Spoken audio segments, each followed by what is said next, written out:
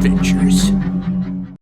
Hey guys, it's Chuke here. So a while back, I got a couple boxes of 40 Smith & Wesson ammunition from my buddy. I didn't think much of it. I had never seen it before. It just says Precision Delta match ammunition, 40 Smith & Wesson. It looked nice.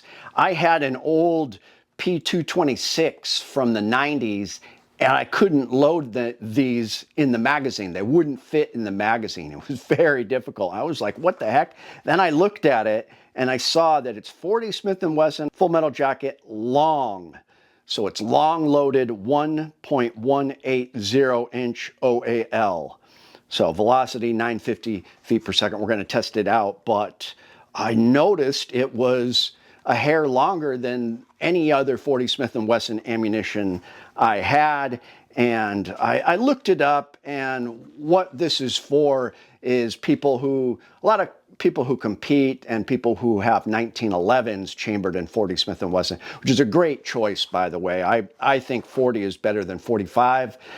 Some people won't, and I love 45, but 40 is a little more powerful and penetrates better in my mind. But so the 1911s in 40. But the reason why they do that is the longer cartridge feeds better. You've got a better angle, it goes up the feed ramp, and it's right there, and with a little bit length you're going to get less malfunctions, and that's absolutely what it's about. So I had no idea, because it's not more powerful than other 40 Smith & Wessons. So we're going to take a look at this, we're going to chrono it, and I'll give you my final thoughts.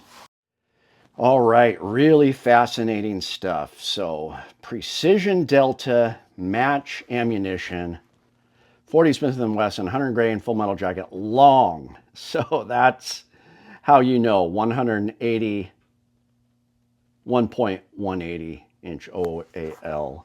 So pretty interesting, and you definitely notice the length. So here is just a spear hollow point, but significantly longer than any other 40 I've ever seen.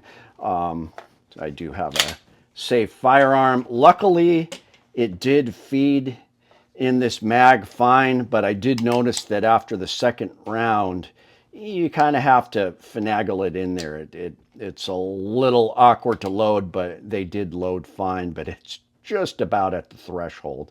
And they say that this is just, you know, the longest that a typical 40 Smith & Wesson barrel can handle. But like I said, those old SIG mags from the 90s couldn't even fit it. So, but standard Glock old school mags fit it fine. So really interesting. Let's test it out. All right, Precision Delta long loaded 40 Smith & Wesson. This is going to be crazy. All right, we're rolling. Let's see if it'll even feed in this chamber. It did. So let's see what kind of readings we get, shall we? 6 inches away from the lab radar. 975, disappointing. 979, slightly better. 963. Actually, 950 feet per second. I was hoping to get that at least, but interesting stuff. Well, there you go. The Precision Delta, I got an average of 972 feet per second. I know I was kind of negative at the range, but that is actually better than what the box says. So I'm actually really happy with that. And we got 377.5 foot-pounds of energy. So not super powerful, but just for plinking ammo, that's not bad.